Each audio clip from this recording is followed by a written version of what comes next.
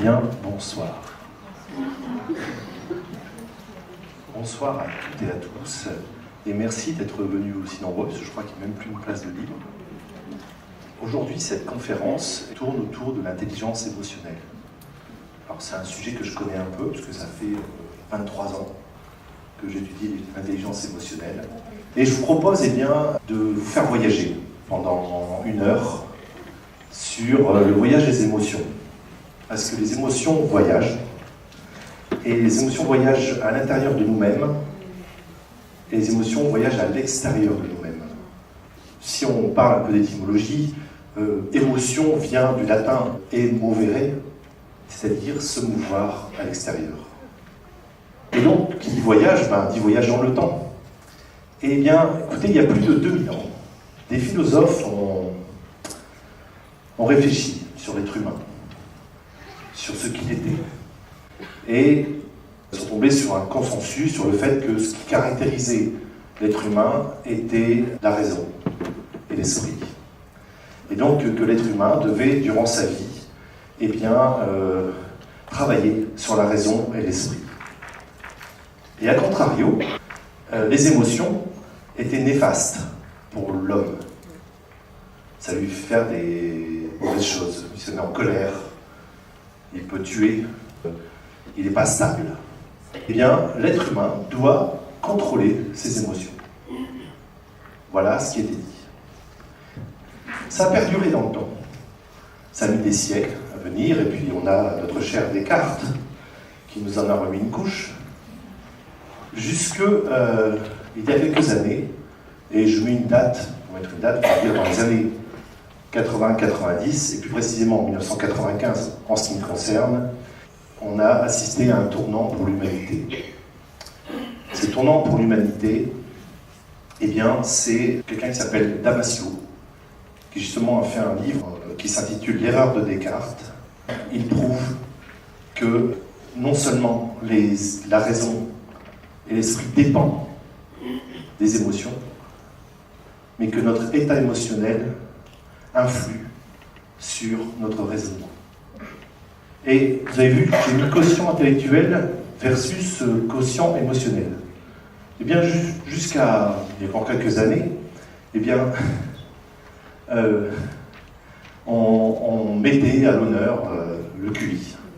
Voilà, il est intelligent, il a un QI extraordinaire, 130, 140. Voilà, donc c'était, on est parti là-dessus dans notre éducation, dans l'ensemble, on a poussé nos enfants à aller, il est intelligent. Ah, lui, il est intelligent. Et puis, est arrivé le quotient émotionnel. C'est qu'on peut calculer aujourd'hui un quotient émotionnel. Lorsque je fais des formations, je calcule à mes stagiaires leur quotient émotionnel. Et on s'aperçoit, il y a plus de 3000 études aujourd'hui sur l'intelligence émotionnelle, donc on commence à avoir un peu de recul, mais on s'aperçoit aujourd'hui qu'une personne qui a un quotient émotionnel élevé réussit mieux dans la vie qu'une autre personne qui a un quotient intellectuel élevé. Une personne qui a un quotient émotionnel élevé est plus heureuse, a des meilleurs rapports avec les autres et réussit mieux sa vie. Et on sait même maintenant que les personnes qui ont un quotient émotionnel élevé vivent plus longtemps. On va détailler tout ça maintenant. Alors, j'ai mis un bébé, mais je vous expliquerai pourquoi après. Qui peut me dire aujourd'hui quelles sont les émotions de base ?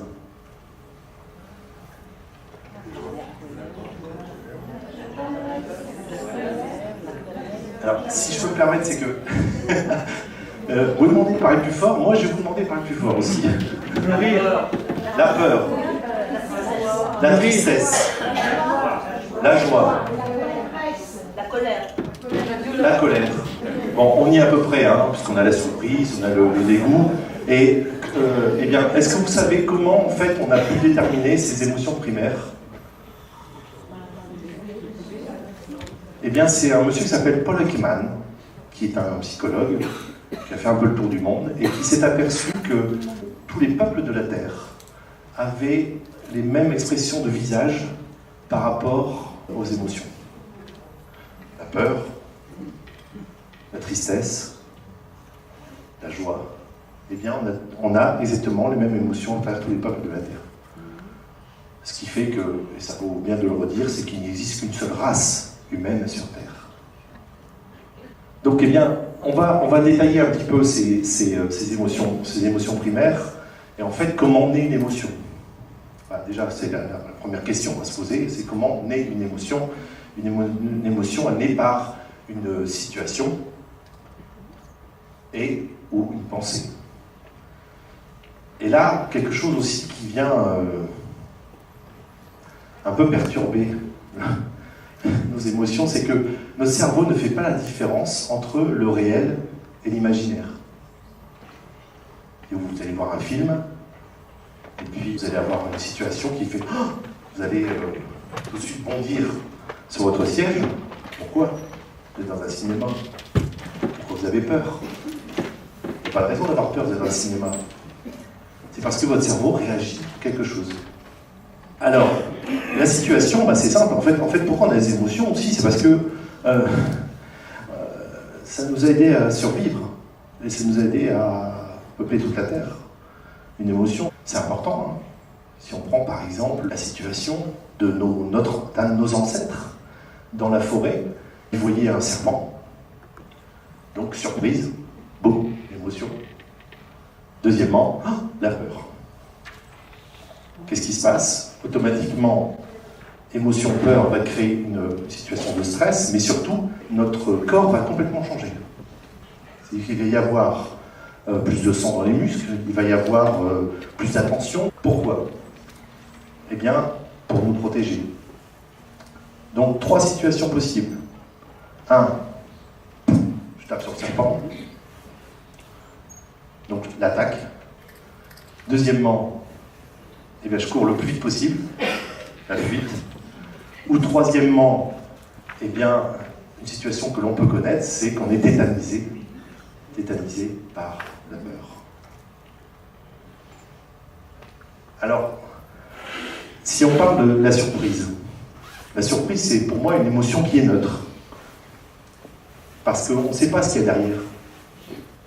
Si je prends l'exemple de quelqu'un qui, après une journée complètement fatigante, rentre chez elle et la personne ne pense qu'une chose, c'est à prendre un bon bain et puis à se mettre dans son canapé, eh bien elle va arriver, elle ouvre la porte et elle allume la lumière et d'un seul coup, surprise, joyeux anniversaire. Eh bien, je peux vous dire une chose, c'est que on ne sait pas ce qu'il y a derrière la surprise.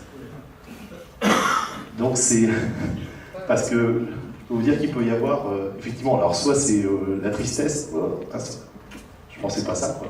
Donc on ne sait pas ce qu'il y a derrière. C'est assez intéressant quand même. Hein.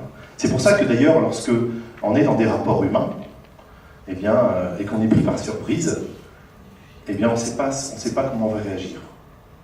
Je parle de quelqu'un, par exemple, qui est à son bureau, et puis le patron arrive, il dit « Vous, dans mon bureau tout de suite ». Surprise. La peur qui vient après, qu'est-ce que j'ai encore fait?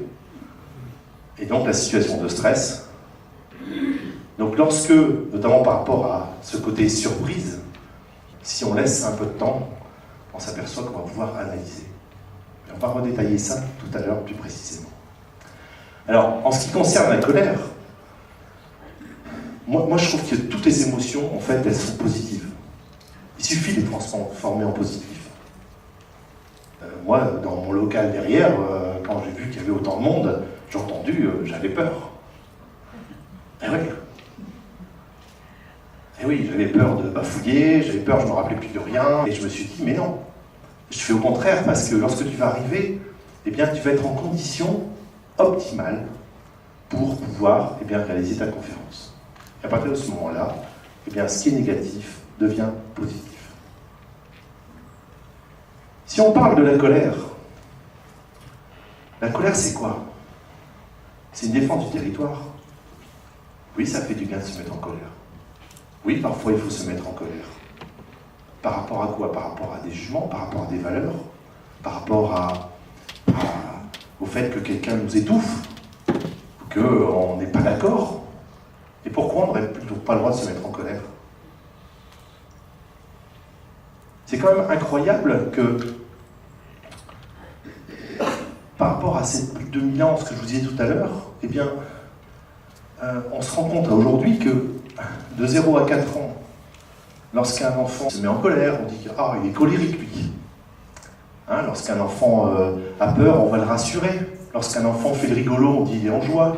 Lui, il a le droit. Et puis à partir de 4 ans, eh bien c'est terminé.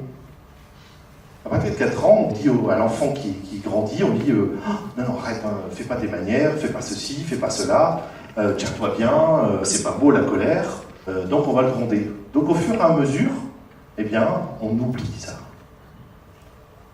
Et on n'a même plus cette gestion, cette conscience même des émotions. Il faut avoir conscience de ces émotions. Donc si on continue, le dégoût, ça permettait, lorsqu'on était dans la forêt, il y a quelqu'un qui mangeait quelque chose et puis... Donc l'autre il savait en face, il disait faut pas que j'en mange. Donc ça permettait de transmettre, ça c'est sympa quand même comme émotion, je trouve. Et puis la joie et la tristesse, qui sont pour moi très proches. Alors la joie, c'est pour fêter un événement. C'est c'est participatif. C'est le corps qui est complètement détendu, qui fait que plus on se met en joie, et plus on a de la joie, et bien plus notre corps fonctionne très bien. Et la tristesse. La tristesse, c'est une émotion qui a été, à mon sens, sacralisée. C'est-à-dire que dans notre société, effectivement, on s'accorde à être triste, et c'est normal, par rapport à quelque chose qui est grave, le décès d'un proche, des émotions liées à une catastrophe. Et donc là, on s'autorise à se dire nous-mêmes, oui, nous sommes tristes. Et sinon, après ça, la tristesse, non. Au contraire, la tristesse, c'est une émotion extraordinaire. Parce que lorsque vous avez quelque chose dans votre vie, quelque chose que vous vouliez, que vous ne pouvez pas avoir, ou une situation, un train manqué, par exemple, l'avion qui arrive en retard, tous des événements de la vie quotidienne.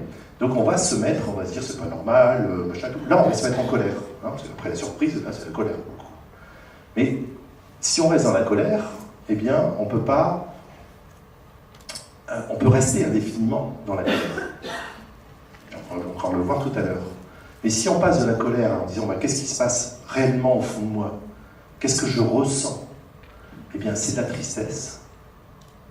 Et à partir de ce moment-là, dès qu'on a pris cette conscience de la tristesse, eh bien notre corps, lui, tout de suite, boum, il met en place tous les éléments qu'il faut pour nettoyer, gérer et nettoyer tout ce que notre émotion. Donc n'hésitez pas, lorsque vous avez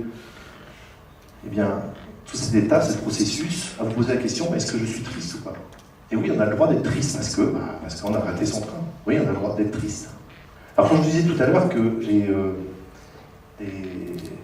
le cerveau ne fait pas la différence entre le réel et l'imaginaire, et quand je vous parlais de notre Homo sapiens dans la forêt, bien sachez que ça nous arrive encore tous les jours, on joue avec nos émotions.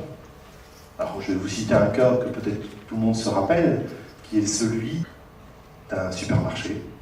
Donc on est tranquillement dans un supermarché en train de faire ses courses, et puis d'un seul coup, il y a la surprise, puis après la peur, c'est-à-dire la promotion extraordinaire.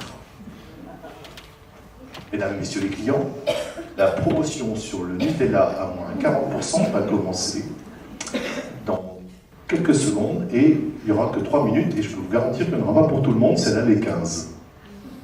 Et là, d'un seul coup, la peur, la surprise. Surprise. Et la peur de ne pas en avoir. Je ne mange pas de Nutella, mais j'ai la peur de ne pas en avoir. Donc on a court-circuité complètement ça. Qu'est-ce qu'on fait? On prend sa caddie, on arrive. On arrive et puis il reste un pot de Nutella. Et alors si elle est en face, on prend. Là, je remets colline. C'est dingue, hein? On est dans le cerveau reptilien, là. Hein. Là, c'est notre serpent. Hein. Dans les publicités, dans l'ensemble, hein, on joue avec nous. Hein. On est, d'ailleurs, si on parle de la peur, on est même dans une société où les hommes politiques font leur marché hein, sur la peur. La peur de l'autre, la peur du migrant, la peur du machin, la peur du ceci, la peur du cela. Hein. Hein, donc ça, on est conditionné par rapport à ça. Contrôler ses émotions, c'est impossible. Par contre, on peut en prendre conscience, on peut gérer ses émotions et on peut les faire voyager dans notre cerveau. Mais avant tout, je vais vous montrer les 4 éléments qui font que c'est impossible de contrôler ses émotions. Et là, on arrive sur, par exemple, le premier, c'est sur le mécanisme d'évitement. Vous ne pouvez pas savoir comment nous, hein, notre intellect fonctionne très très bien, hein. Notre cortex fonctionne très très bien. Et donc, on se met des tas de barrières. On s'est créé une armada pour ne pas gérer et notamment exprimer ses émotions. Et moi, j'appelle ça des mécanismes d'évitement. Alors, vous allez voir, j'espère que vous avez le temps, parce que vous allez voir cette armada. Voilà, vous avez le temps hein? Non, c'était pour rire. Vous avez eu peur. Hein?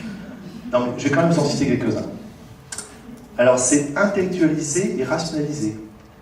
Non, mais c'est pas grave ce qui m'arrive, tout va bien. C'est se retirer dans l'indifférence, par exemple. C'est devenir trop gentil. C'est prendre tout à la dérision.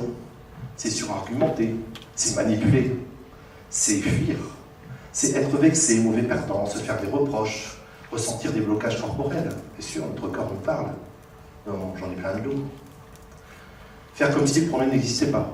Hein? Non, il n'y a pas de problème.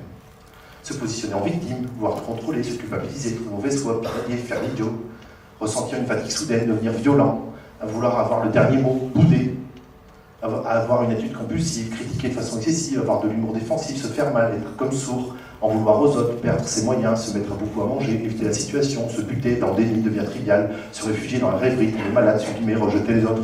Vous imaginez le temps perdu, la confusion qu'on a avec nous-mêmes et la relation que l'on a aux autres, tout simplement parce qu'on ne dit pas tout simplement, bah, tu vois, j'ai quelque chose à te dire, ce que tu m'as dit hier m'a un petit peu chagriné et je voudrais t'en parler. Je voudrais que ce soit clair entre nous. En 3 phrases, je viens d'éviter toute une liste. C'est dingue, hein? Alors après, on a la collection de timbres. La collection de timbres, je pense que tout le monde a connu ici. C'est quelqu'un qui part le matin au travail. Alors vous savez, dans le milieu professionnel, avant on disait faut pas montrer ses émotions. Donc, et puis il y a des affaires qui se font, des affaires qui se ratent. Il y a peut-être une tension avec des collègues. Il y a parfois une tension avec la famille. Il y a autre chose. Et toute la journée se passe et tout ça c'est très lisse, très ceci, très cela. Et puis au bout d'un moment, ça commence à peser, mais on continue. Hein. Vous savez, le mécanisme d'évitement, on fait comme si tout allait bien. Hein, on commence à râler. Mais pas trop, quand même. Et puis on arrive le soir, hein, on rentre à la maison, on ne fait pas attention, on commence à préparer, parce que bien sûr il y avait des bouchons, il y avait des gilets jaunes dans un rond-point, donc on a paumé encore 1 heure. Hein, ces gilets jaunes sont terribles. Et donc on arrive, donc on va dire, imaginez que c'est une maman qui prépare à manger, oh, tout le monde à table, tout le monde se met à table et tout, et puis voilà, elle est encore dans son truc en fait. Hein. Et qu'est-ce qui se passe? C'est que le petit dernier, sans le faire exprès, on se verse un peu d'eau sur la table. Et là, la maman lui dit, mais tu peux pas faire attention. Il y en a marre, je suis pas votre boniche à la fin. Mais c'est moi qui fais tout dans cette maison. Puis toi, tu veux pas bouger un peu? Et là, ça explose en fait. Eh bien, tout simplement, parce que, eh bien, tout au long de la journée, au lieu de gérer ses émotions, eh bien, on les réfrène, hein, on essaie de les contrôler. Et puis, ça ne marche pas. Parce qu'au bout d'un moment, boum, ça explose. Et ce qui est quand même dingue, ce qui est fou, c'est que ça explose toujours vers des personnes qui nous entourent et des personnes qui nous aiment. On ne va rien dire au guichet, on ne va rien dire à un collègue. On ne va rien dire au patron, on va mécaniser évitement, on va fuir, on va bouder, on va aller dans son coin, on va faire comme si de rien n'était. Mais par contre, quelqu'un qu'on aime, là on peut cogner dessus. On peut y aller. C'est pas un problème. Moi je pense on devrait faire plus attention aux gens qu'on aime et peut-être inverser le processus. Nous on a institué avec ma femme un rituel. Alors maintenant on travaille ensemble, donc il n'y a plus de rituel, mais au moment, quand on travaillait chacun de son côté, eh bien le soir on arrivait et on se posait. Déjà on se changeait, parce que c'est un truc extraordinaire, ça se changeait, ça change tout. Et puis surtout c'est que on se posait 5, 10 minutes, un quart d'heure, et on disait comment s'est passée ta journée. Et de là on échangeait là-dessus, et puis on vidait en fait complètement nos émotions. Parce que, je te raconte un truc, c'est embêtant et tout. Bon d'accord, comment tu veux qu'on gère? Et là, ça se passe très bien. Et puis une fois que ça s'est fait, eh bien la soirée s'entamait, convenablement. Donc on ne prend pas le temps, on ne prend pas assez le temps de prendre conscience de l'émotion, de prendre conscience de ce que l'on ressent. On est comme anesthésié. Et si on se dit, qu'est-ce que je ressens à ce moment-là? C'est quoi? C'est de la peur, c'est de la colère, c'est du dégoût, ça peut être de la joie, vous allez dire, c'est beaucoup plus simple. Le bouc émissaire. Alors le bouc émissaire, ça c'est extraordinaire, ça aussi. Hein, on est tous le bouc émissaire à un moment aussi dans notre vie. Hein. Vous savez, on est dans la voiture, hein, je prends toujours cet exemple-là, et puis on fait une petite... on fait un petit écart sans faire exprès, hein, on n'a pas son portable, c'est interdit, mais on fait un écart. Et puis là, il y a quelqu'un qui vient à côté de nous, là, qui commence à klaxonner, et puis on l'entend dans sa voiture. Nous, on n'entend pas, hein, mais on pense qu'il est en train de crier, en tout cas, il n'est pas content du tout. Hein, et puis, on sent qu'il est vraiment très, très énervé. Mais il est énervé après qui? Après nous? Moi, je ne le connais pas. Je ne connais pas ce type-là. Ou la personne, je ne la connais pas. Donc, pourquoi il est énervé? Parce que j'ai fait un écart. Moi, je me suis excusé, il s'en fout. Donc pourquoi être énervé? Eh bien parce que je suis le bouc émissaire. Je suis le bouc émissaire à ce moment-là. C'est-à-dire que le matin, ou la veille, enfin bref, on va regarder le matin, eh bien il s'est peut-être était en tension avec son compagnon, sa compagne, ou il est en retard, hein, où ça ne passe pas bien pour lui. Et que donc au lieu de se dire, bah tiens, ok, bah écoute, t'es en retard, t'as qu'à partir plus tôt. Hein. C'est ce que ma mère disait, donc j'ai toujours retenu, c'est pour ça que je suis toujours à l'heure. Et donc, eh bien, en fait, il va reporter la faute sur les autres. Et donc on va chercher un bouc émissaire. C'est pour ça d'ailleurs que mais de plus en plus, hein, dans les cités, les médecins qui vont pour soigner, ils servent de bouc émissaire, les pompiers, tout ce qui est maintenant institution. Je parle d'institutions, mais institutions aussi privées, hein, des guichets de banque, l'ensemble et tout, eh bien, comme ils savent que les personnes ne peuvent pas réagir, en tout cas à chaud, eh bien, toutes ces institutions servent de bouc émissaire. Parce que la personne, elle ne va pas aller dans la rue, aller voir quelqu'un pour lui dire ce qu'elle a à dire. Hein. Ben non, c'est trop simple. Et en plus, l'autre risque de réagir, donc je ne vais pas prendre de risque. Non, je vais aller vers ces institutions.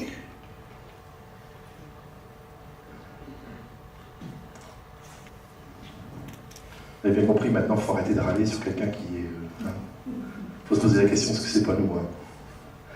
Et alors, le dernier, qui est une expérience émotive non résolue. Alors, c'est 4 mots un peu mis ensemble comme ça. Eh ben, je vais vous citer un exemple, par exemple.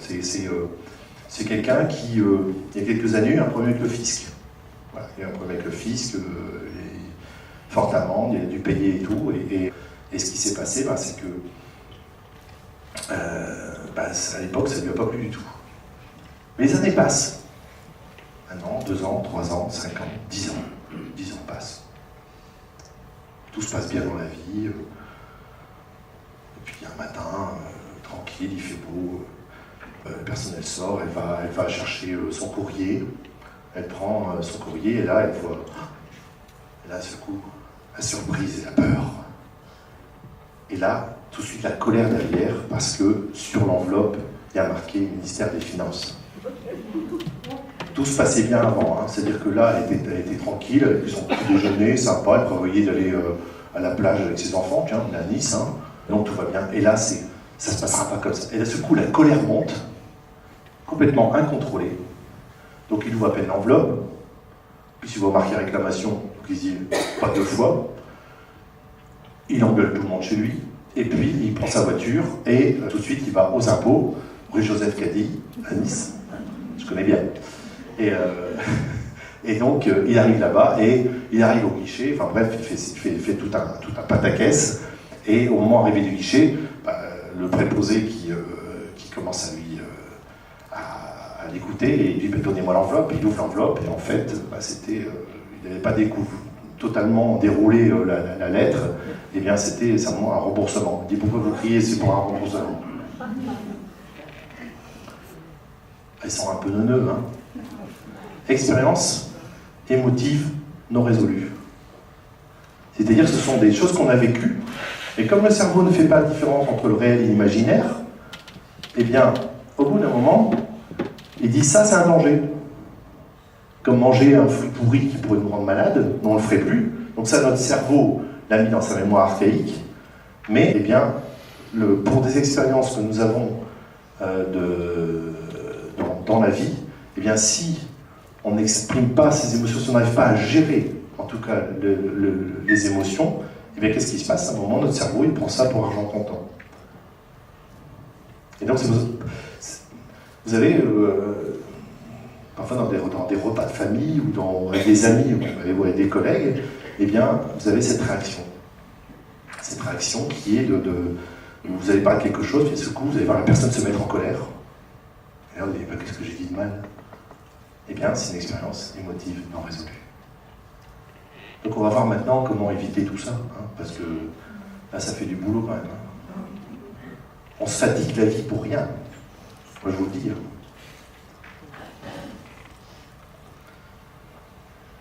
Eh bien, je parlais tout à l'heure de voyage des émotions, maintenant, on va faire voyager les émotions à l'intérieur de notre cerveau.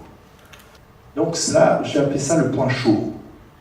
C'est-à-dire qu'au moment où, dans une situation ou une pensée, nous ressentons quelque chose, une émotion va se créer. En tout cas, ça va nous faire une attitude, il va se passer quelque chose dans notre corps.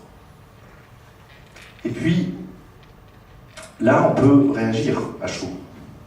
On peut devenir violent, on peut crier, on peut se mettre en colère, souvenez-vous, bouc émissaire et tout ce qui s'ensuit, qui renverse, et donc on peut réagir immédiatement. Ah oui, puisque accolé à ce côté chaud, il y a une mémoire, mais cette mémoire est archaïque. Cette mémoire est tellement archaïque, c'est que dans la rue, vous arrivez sur un passage piéton, et est-ce que vous entendez un grand vacarme, un truc énorme, qu'est-ce que vous allez faire? Vous allez tout de suite vous protéger. Tout de suite vous protéger. Et puis, quelques secondes après, eh bien, vous allez vous rendre compte que le vacarme, déjà, il n'était pas si important que ça, puis deuxièmement, c'est à 100 mètres ou 150 mètres. Et c'était simplement quelque chose qui était tombé, qui a fait beaucoup de bruit. Donc c'est très archaïque comme mémoire. Et si on agit comme ça, ça ne peut pas fonctionner. Donc lorsque on ressent une émotion, quand je dis de mettre un mot sur ces émotions, va la faire voyager. Hop, on va arriver dans la zone tiède. Alors je vais s'imaginer, le chaud c'est ici, la zone tiède c'est ici, les zones préfrontales. Et en fait, l'émotion va rencontrer ce qu'on appelle la raison. Et c'est-à-dire qu'à partir de ce moment-là, donc il faut quelques 3-5 minutes, et à partir de ce moment-là, eh bien, on peut pouvoir analyser cette émotion. Et on va pouvoir la gérer, surtout l'exprimer. Mais le fait de dire qu'est-ce que je ressens, c'est de la colère, déjà le fait de mettre un mot va automatiquement faire voyager l'émotion à ce premier stade. Et là, eh bien, on est humain, on va pouvoir dire ce qu'on a à dire directement, on va pouvoir évaluer. C'est important, et là je tiens à souligner qu'en Europe, eh bien, les pays du nord de l'Europe, ont pris en compte l'intelligence émotionnelle assez tôt, même au début des années 2000, et ils ont institué ça dans les écoles maternelles, notamment au Danemark, et sous la forme de 3 couleurs. C'est intéressant. Et ils ont dit aux enfants, bah, écoutez, lorsque un petit camarade vous pousse, eh bien, vous êtes en zone rouge. Et donc, tant que vous êtes en zone rouge, vous ne faites rien. Mais par contre, vous allez mettre un mot là-dessus. Bah, c'est en colère, ou des mots, des émotions ou des sentiments. Hein. Pas normal, me fait mal. Là, on peut colorer, effectivement. Et une fois qu'il a mis un mot, il passe en zone orange, comme un feu tricolore. Zone orange. Et là, en zone orange, il va analyser. Et il va prendre une décision. Une décision, c'est d'aller voir son camarade et lui demander pourquoi, ou d'aller voir son camarade et lui dire bah, tu m'as poussé, je te pousse. Et là, il passe en vert. Et ça a été mis dans énormément d'écoles dans les pays du Nord. Et si vous remarquez, la France était il y a 20 ans dans le top des pays européens en termes d'éducation, et maintenant dans le top des pays en termes d'éducation, eh bien, ce sont les pays du nord de l'Europe. Alors, pour revenir effectivement à cette zone tiède, on a quelques jours. Hein. Vous avez quelques jours quand même pour l'exprimer. Hein, je vous disais qu'après, ça partait dans une autre zone. Et effectivement, si c'est pas évacué, si ce que vous avez reçu n'est pas évacué dans 10-20 jours, eh bien, qu'est-ce qui va se passer? C'est que votre cerveau, lui, votre émotion, elle n'est pas sortie, elle n'est pas gérée. Lui, qu'est-ce qu'il va faire? Il va la stocker. Et il va la stocker où? Eh bien, il va la stocker dans une zone froide, qui est une mémoire. Et qui fait que, comme c'est pas géré, eh bien, si la situation revient, automatiquement, qu'est-ce qui va se passer? Eh bien, votre cerveau va chercher l'expérience émotive non résolue et il va appliquer les codes comme si c'était un serpent dans la forêt. Donc, il est important d'analyser, de prendre conscience de ses émotions, de gérer ses émotions, de les exprimer. Et les émotions et les mémoires sont intimement liées. Alors, je vais vous poser une question. Alors, vous levez la main. Qui se souvient où il était lorsqu'il a appris les attentats du 11 septembre 2001 ?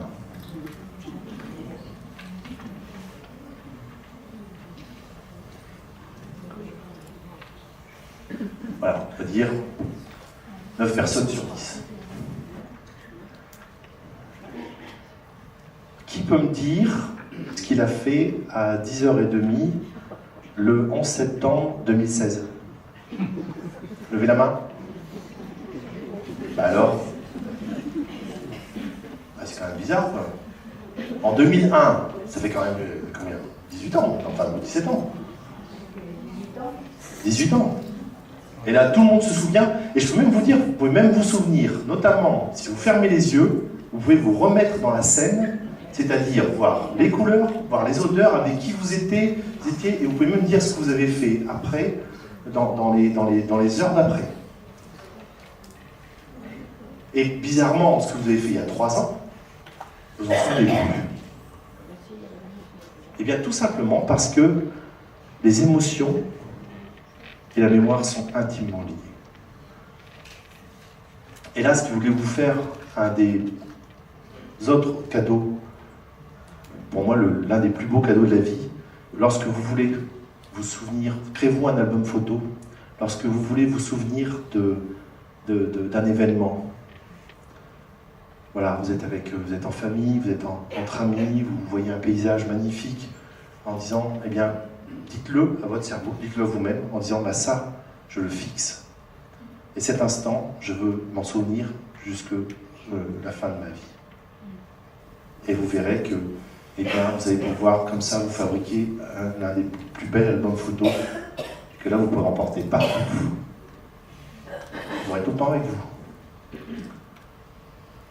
Et en fonction des émotions, eh bien, vous aurez ce qu'on appelle, parce que la mémoire, c'est pas comme on peut avoir un disque dur dans un ordinateur, hein, on ne va pas chercher, c'est une reconstruction d'image en fait. C'est-à-dire que la mémoire, c'est on reconstruit quelque chose. C'est-à-dire que si on se remettait, par exemple, à quelque chose que vous avez vécu dans votre enfance, on pourrait modéliser ou mettre une image sur ça, et la réalité à l'époque, on verrait qu'il y a une différence.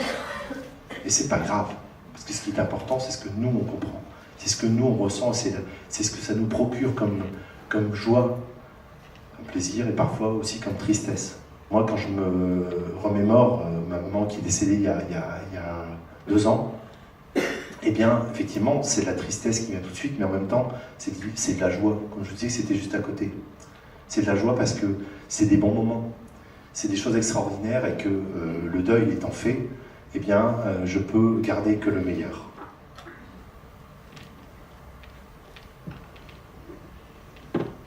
Alors, le voyage des émotions aussi, c'est la relation à l'autre. Ça s'appelle l'empathie.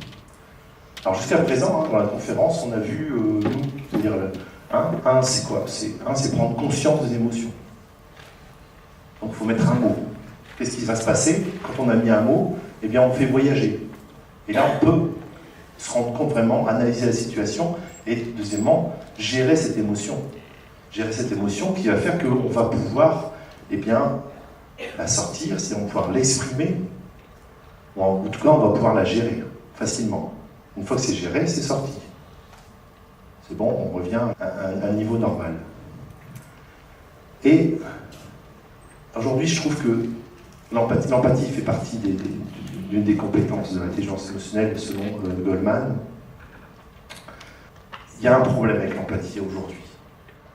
Il y a un gros problème avec l'empathie. L'empathie, c'est un mot qui a été créé dans les années 50, on l'a très peu utilisé, ou en tout cas dans des milieux de psychologie. Et puis avec l'arrivée des réseaux sociaux, quand on analyse le nombre de mots, l'empathie utilisée tous les jours, eh bien ça a pris un pic dingue. Et si vous regardez sur Facebook ou autre, eh bien, vous allez voir que le mot empathie est mis à toutes les sauces. Je vais vous citer un exemple. En septembre dernier, en France, on a eu un cas extraordinaire, c'est le cas d'un jeune garçon de 18 ans, un blondinet, SDF dans la rue.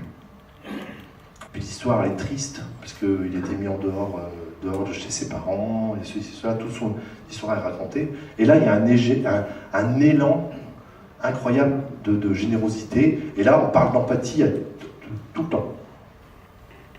Ah bon, pourquoi l'empathie dans ce truc-là? On analyse, on continue. Et puis, quelques temps après, on remarque que ce jeune homme a été arrêté à la gare du Nord, 21 plaintes quand même, puisque lorsqu'il était dans sa générosité, lorsqu'il était accueilli chez des personnes, parfois des personnes âgées, dans le 16e arrondissement, il arrivait, il restait 3 heures, il repartait, mais simplement il repartait les poches pleines. Ah, il est incroyable. Hein. Et donc, puis après, on s'est aperçu aussi que c'était pas forcément vrai le côté qu'il était parti de chez lui, il y avait tout ce truc-là. Mais il y avait ce mot empathie qui était venu. Et là, on est allé voir un auteur américain, qui s'appelle Bloom, qui a créé un bouquin. Alors, le bouquin, je vous le traduis en français, mais c'est contre l'empathie. On s'est dit, pourquoi il peut être contre l'empathie, celui-là, il est tombé sur la tête ou quoi? Puis on a quand même analysé. Et en fait, l'empathie, ça a 2 composantes. 2 composantes, on a l'empathie affective, et de l'autre côté, l'empathie cognitive, ce qui fait appel à la raison. Et c'est un peu comme les 2 jambes, c'est-à-dire qu'on ne peut pas marcher avec une jambe. Et que l'empathie, c'est effectivement de l'affect. Et là, on assiste sur les réseaux sociaux au cas de l'affectif. Donc forcément, l'affectif fait qu'on réagit tout de suite, on réagit à chaud. On n'est pas dans la zone tiède. Donc on réagit à chaud, ça nous fait faire n'importe quoi.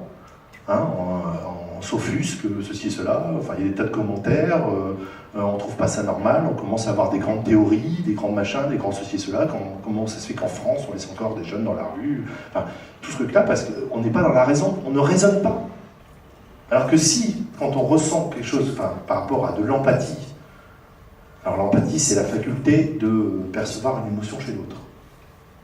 C'est ça la définition d'empathie. Et qu'est-ce qu'on en fait? Il faut laisser du temps, un peu de temps, et se dire, est-ce que c'est à moi est-ce que je ne peux pas mettre un peu de distance par rapport à ça. La distance, c'est quelque chose d'incroyable, c'est extraordinaire. Là, je reviens sur Confucius. Et lui, il disait il faut toujours laisser la distance, une distance appropriée entre les personnes. Parce que déjà, ça évite la colère, parce qu'on va dans le territoire de l'autre, et puis surtout, ça laisse de l'espace, et puis ça fluidifie complètement les relations humaines. Donc une fois que vous avez géré les émotions, vous pouvez les exprimer, et si vous les exprimez, vous allez exprimer avec l'autre, vous allez pouvoir ressentir l'empathie, vous allez pouvoir avoir une vie beaucoup plus harmonieuse avec les autres. La communication dans l'intelligence émotionnelle. On ne peut pas, là aussi, on ne peut pas tout dire, tout et n'importe quoi, à n'importe quel moment et de n'importe quelle façon. Ça ne marche pas. Donc peut-être qu'on s'est libéré, je reviens sur le côté bouc émissaire où il a dit ce qu'il avait à dire, lui il a une tension en moins, mais sur la relation avec les autres, c'est pas top, c'est pas terrible. Donc il y a 3 piliers dans la communication, l'intelligence émotionnelle, et ces 3 piliers, 1, le jeu, deuxièmement, émotion, troisièmement, les faits.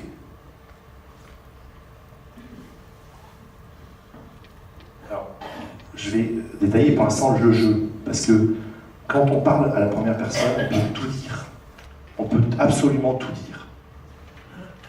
Si on dit tu, on va sur le territoire de l'autre. On devient agressif. T'as oublié de faire ceci, t'as pas fait cela, t'as encore machin. Dès qu'on dit tu, en fait, on devient agressif. Tandis que le jeu permet de tout dire.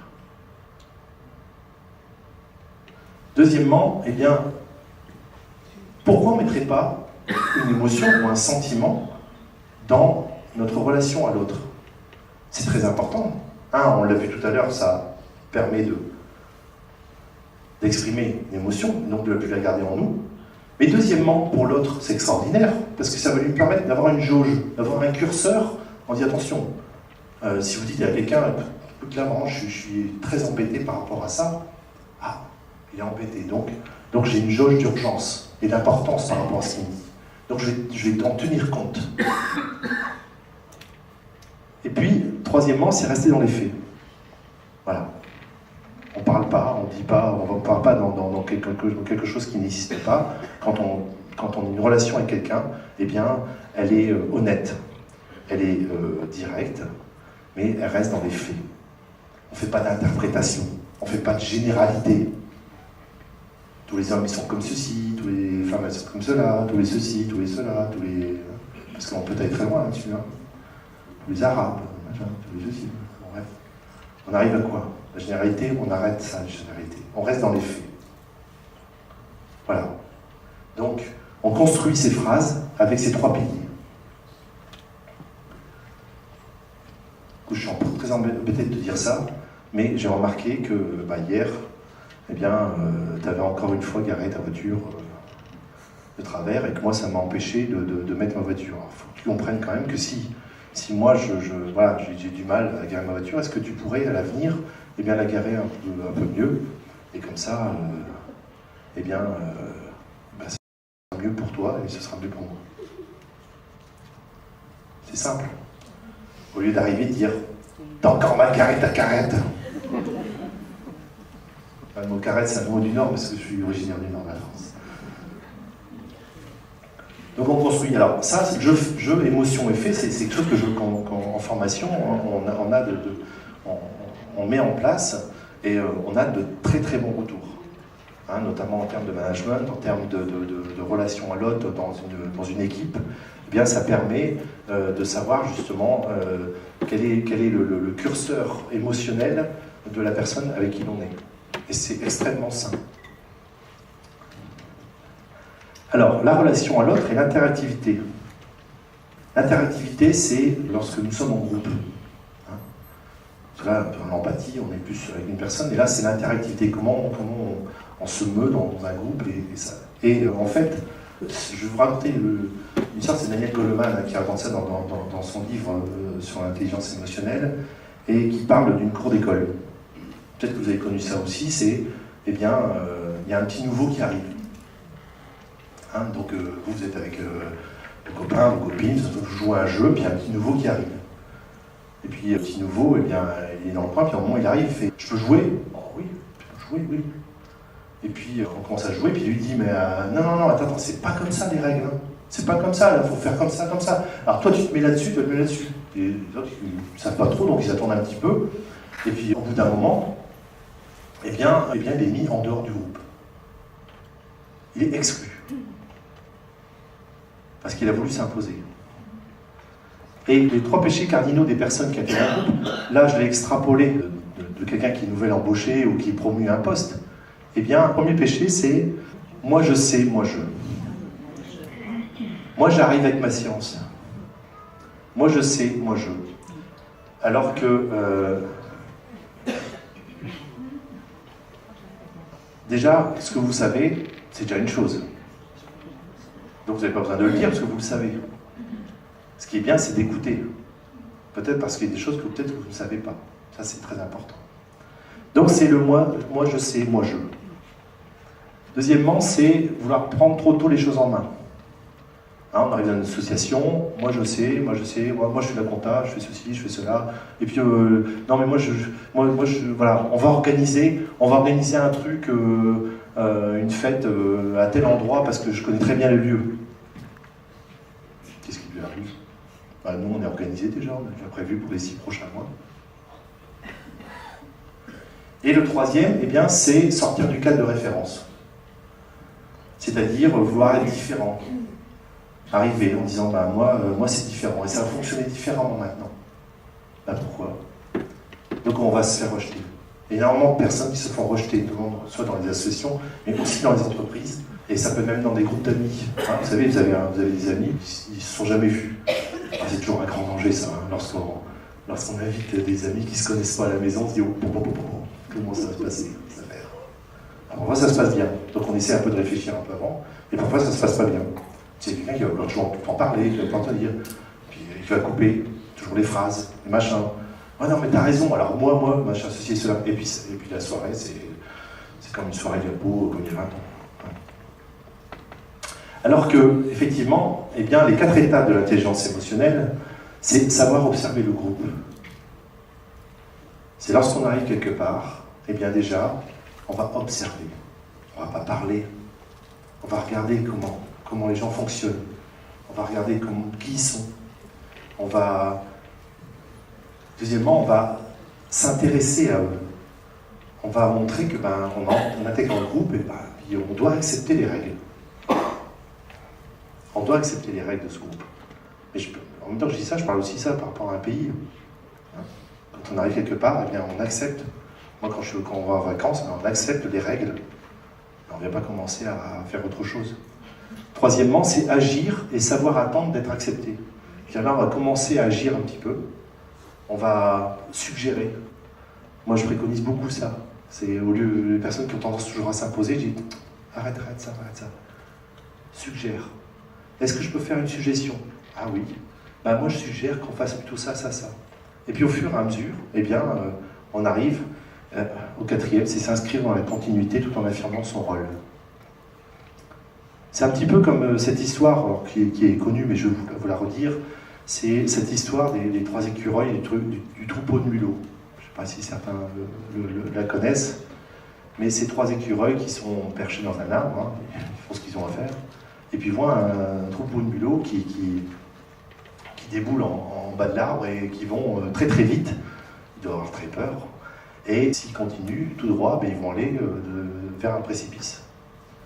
Donc le premier écureuil, ils se regardent tous les 3, ils font pas laisser faire ça. Le premier écureuil commence à crier du haut de l'arbre en disant arrêtez, il y a un précipice. Les mulots continuent. Le deuxième écureuil, qui se montre plus intelligent, il descend de l'arbre, il court devant et il se met devant le troupeau de mulots et il se fait complètement écraser.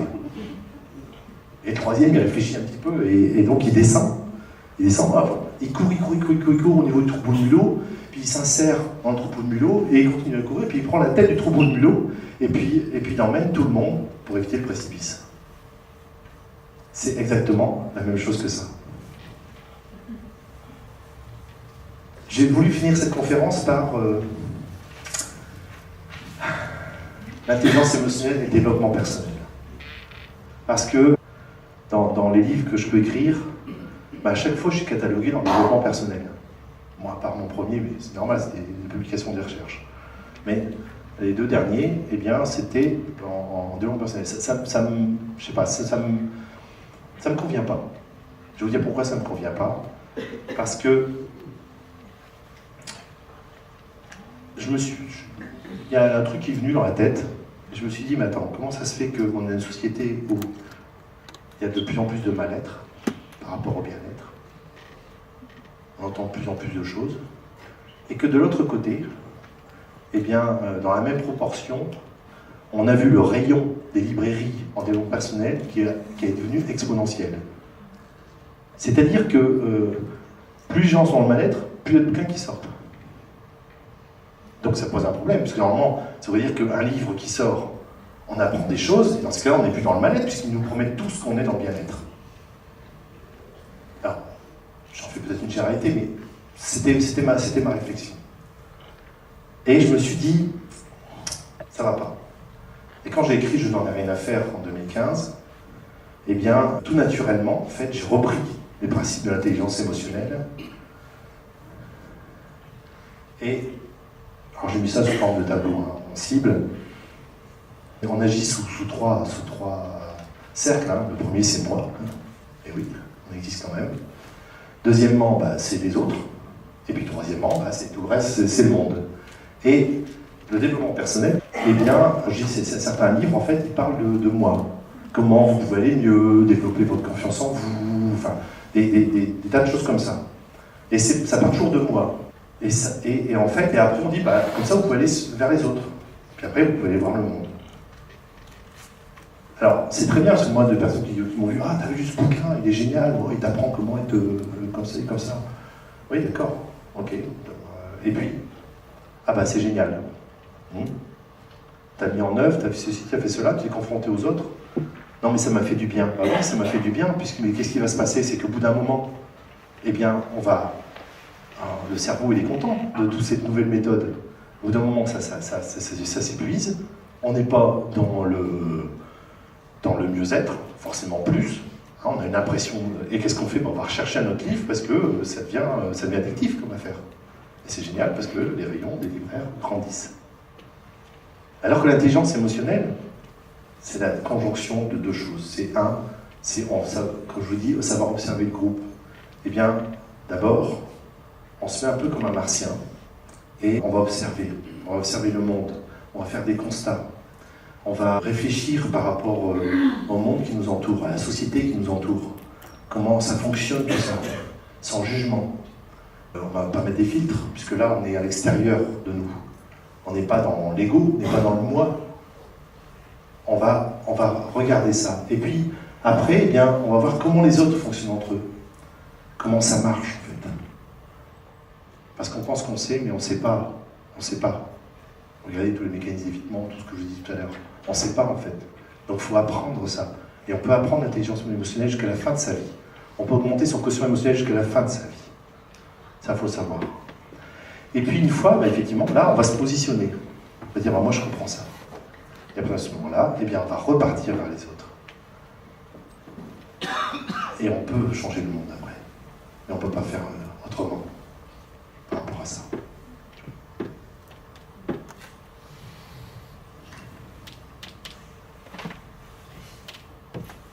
Eh bien, écoutez, je vous remercie pour votre attention.